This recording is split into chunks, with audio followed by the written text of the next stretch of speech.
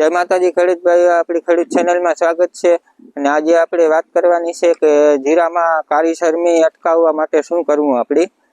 તો એના વિશે આપણી વાત કરવાની છે કે આપણી જીરામાં શરૂઆતમાં કાળી શરમી ન આવવા દેવી હોય તો આપણી કઈ દવાનો છંટકાવ કરવો, અને બીજા નંબરમાં અથવા આપણી જીરામાં કાળી શરમી આવી ગઈ હોય તો એની કઈ રીતના વર્તવું કે આપણી કાળી શરમી અટકે થયો આપણા જીરામાં, તો એમાં કયા લક્ષણો જોવા જડે એના વિશે જાણ્યું, અને એના માટે આપણી કઈ દવાનો છંટકાવ કરવો અને રિઝલ્ટ સારું જડે ને જેથી કરીને આપણી એ કાળી શરમી માટે રાહત મળે આપણી દવાનો છંટકાવ કરવાની।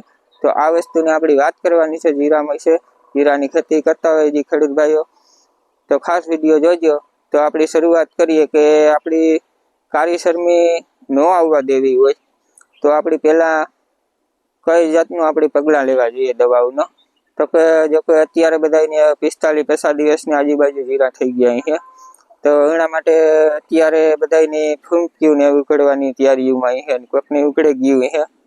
તો એના માટે આપણી વાત કરીએ કે અત્યારે હવે ખાસ તો આ માવઠું પડ્યું એટલે એવું જરાક વાતાવરણમાં ફેરફાર થાય, અને બીજા નંબરમાં કે બધી ઠાર ઝાકર આવતા હોય તો એના માટે આપણી જે સસ્તું સારોની વાત કરીએ તો જે સાપ પાવડર આવે એનો ઉપયોગ કરવાનો, જેથી કરીને આપણી ઠાર સામે રક્ષણ જડે અને આપણી આમાં જીરામાં રાહત જડે। અને એ આપણી વાત કરીએ કે કદાચ કાળી શરમી આપણા ખેતરમાં શરૂઆત થઈ હોય તો એના લક્ષણ કેવા હોય એના વિશે વાત કરીએ આપણી।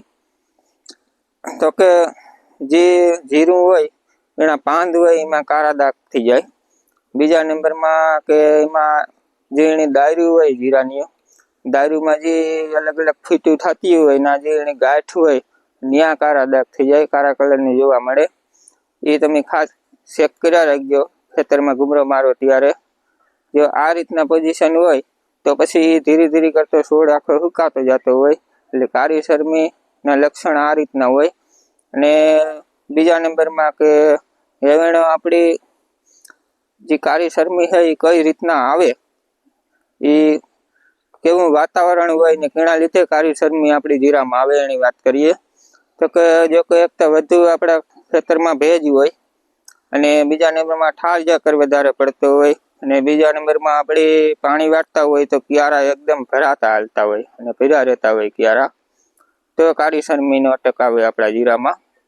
તો એના માટે આપણી કઈ દવાનો ઉપયોગ કરવો જેથી કરીને આપણી રક્ષણ જડે એ કાળી શરમીમાંથી આપણી રાહત જડે।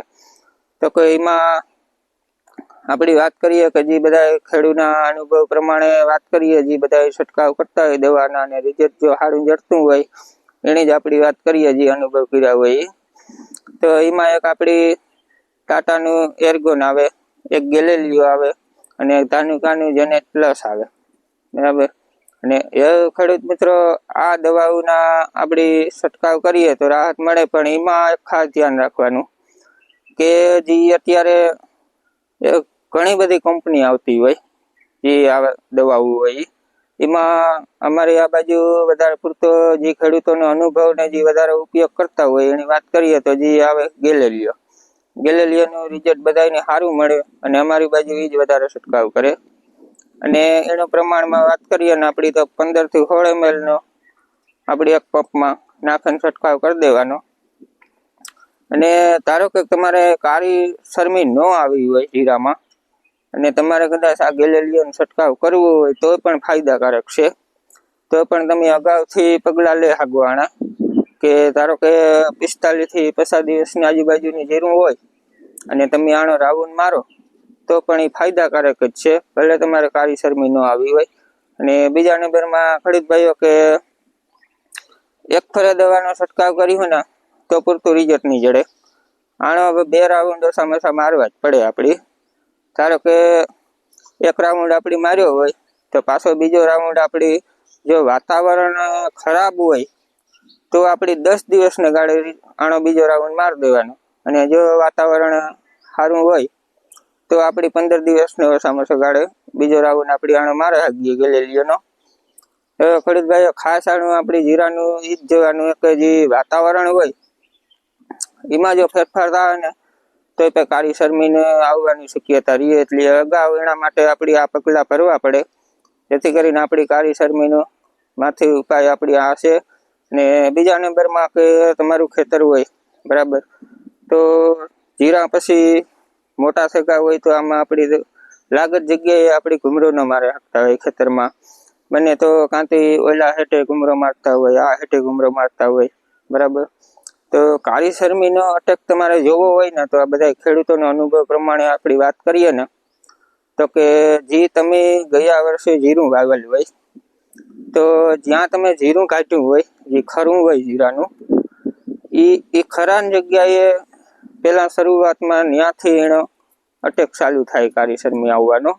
તો ખાસ કરીને તમારે ઘૂમરો મારવું હોય તો શરૂઆતમાં ન્યા ઘૂમરો મારે ન્યા ચેક કરવાની જીરાની, જે તમારું જીરું કાઢેલું હોય ગયા વર્ષે. એનું કારણ એ કે એનું જે ભૂકીન હોય એ ગરમ હોય હતી, એટલે એના લીધે ત્યાં ખરાની જગ્યાએ વધારે ફૂગ આવતી હોય, એટલે એના માટે ત્યાં તમારે કાળી શરમીનો અટેક શરૂઆત થતો હોય એટલે પહેલાં ત્યાં ચેક કરવાનું ફરજિયાત, પછી બીજે આપણે ખેતરમાં ઘૂમરો મારીએ. અને બાકી આ રીતના આમાં ધ્યાન રાખવાનું વાતાવરણનું, ઠાર ઝાકળનું, પાણીનું એ બધું. અને એને હિસાબે આ કાળી શરમી આવતી હોય તો આપણે જે આનો દવાનો ઉપયોગ કીધો એનો છંટકાવ કરજો. રિઝલ્ટ સારું છે અને ઘણા ખેડૂતોએ એ રિઝલ્ટ આનો લીધેલ છે અને અનુભવ કરેલ છે અને આપણે જોયેલ છે, વિડીયો આપણે બનાવતા હોય બધે. એટલે ખેડૂત ભાઈઓ વિડીયો સારો લાગ્યો હોય તો લાઈક કરી દીજો અને ચેનલમાં નવા હોય તો સબસ્ક્રાઈબ કરી દીજો. મળીએ પાછા બીજા વિડીયોમાં. જય માતા બધા ખેડૂત ભાઈઓ.